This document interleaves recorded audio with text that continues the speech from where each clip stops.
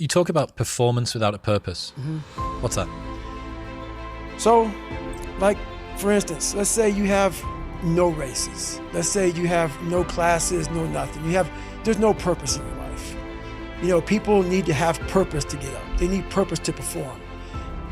You need to get to a point in your life where there's nothing on the docket.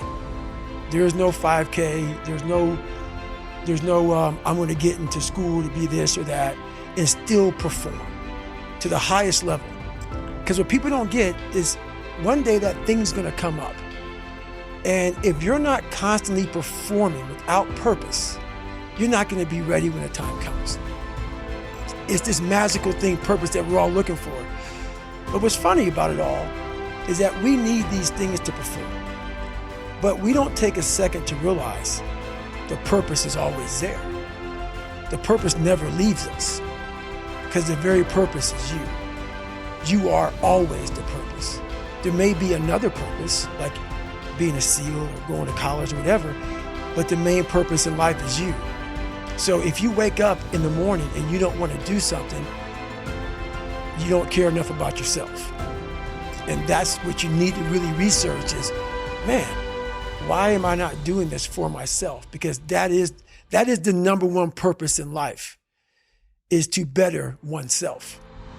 So that's the only purpose I need. So the reason I get up every day, even though there's no race or there's no school, there's nothing in front of me, is because I have pride in myself.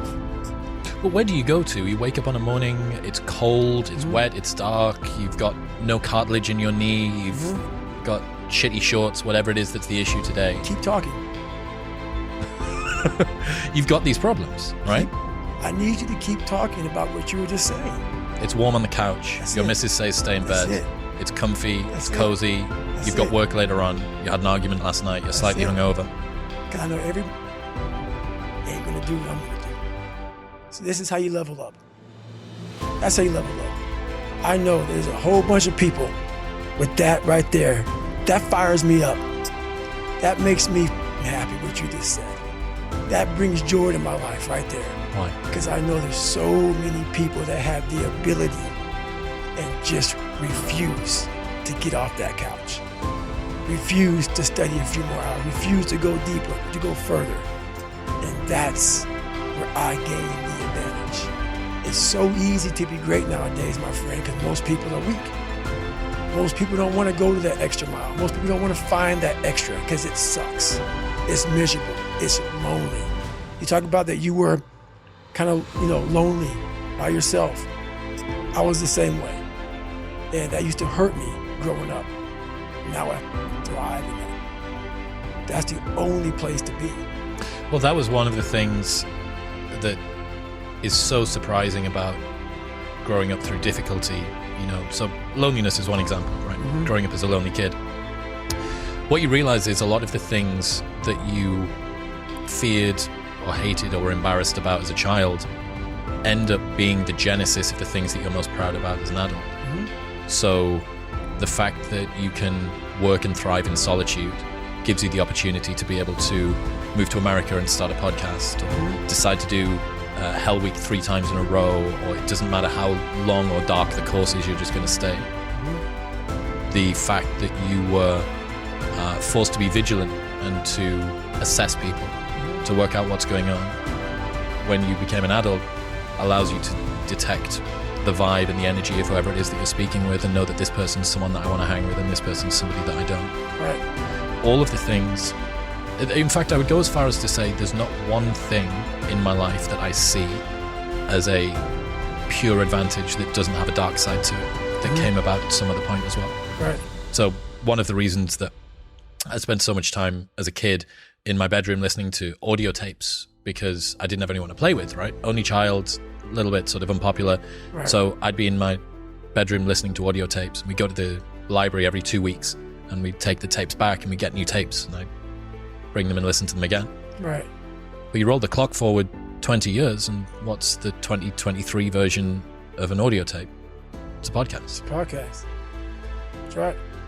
A lot of the things that you love and value in yourself in adulthood are the light side of something that you were ashamed, fearful, disgusted by when you were younger. Yeah, I mean, I think that comes from overcoming. A lot of people, wonder, how did you become this? How did you become so vulnerable? How are you doing a podcast now when you were this kid? You overcame things. You fought them. And now this is what happens. This is on the other side of overcoming. You become very, very powerful when you overcome yourself.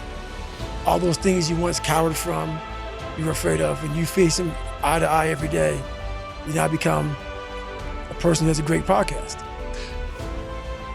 Let's say that there's someone listening who resonates with what you're talking about. Mm-hmm. They've been through trauma, they've been through hard times, Mm-hmm. but they keep breaking promises to themselves, and they're struggling to get off the couch, and they're having a pity party. Mm-hmm. How can they stop feeling sorry for themselves? That's a difficult one, because you have to want it. You have to want to be better. And it starts off with, you have to have pride in yourself. You have to have pride in yourself. You have to have, there's something about you, whether it's your last name, whether it's just the smallest thing, you have to be proud of yourself. And if you have no pride in yourself, I can't give it to you. Because you're always going to compromise. You're always going to fold. Always. I'm very proud of myself. That's why when people said, no way you can do better than Can't Hurt Me. Roger that. We'll see. It's that pride that wakes you up. And now I'm not talking about bad pride. I'm the attention to detail for the human being I want to do. I call this thing, like, I want to be the standard. I want to be that guy. Like, every place I went in the military, there was this ethos about how this place is, how we're going to live, how we're going to represent ourselves. And I walked around and I saw that most people didn't live up to that ethos. Like, if you go to whatever company, they had this mission statement on how we want to run our company. I made one for myself on how I want to be. And that is why, if people can make up a mission statement, an ethos in which they want to live by, and every morning you wake up, you hold yourself accountable to that mission, not a company's, your own. Make up your own mission statement. What do you want to be in life? And once you do that, now you can work with somebody to get better. You can work with yourself to get better. But until you know what you want to stand for, you will always just be sitting down. You'll never stand for anything. What's that quote? If you don't stand for something, you'll fall for everything. That's it. It's a true statement. In the book, you talk about Roger that, there being two types of Roger that. Mm-hmm. I absolutely adore the second type. Received, orders given, expect results. That's it. That's it. So cool. Above and beyond, more than was expected. That's right. To the letter. That's Roger that. That is, for me, what Roger that means. Received, orders given. Yep. Expect results. Expect results. That's right. So dope. That is it. That is it. And when you hear that from somebody who gets it, you know it because you can look in their eyes. You feel that energy, man. It connects immediately. They're out here to get a job done. Roger that.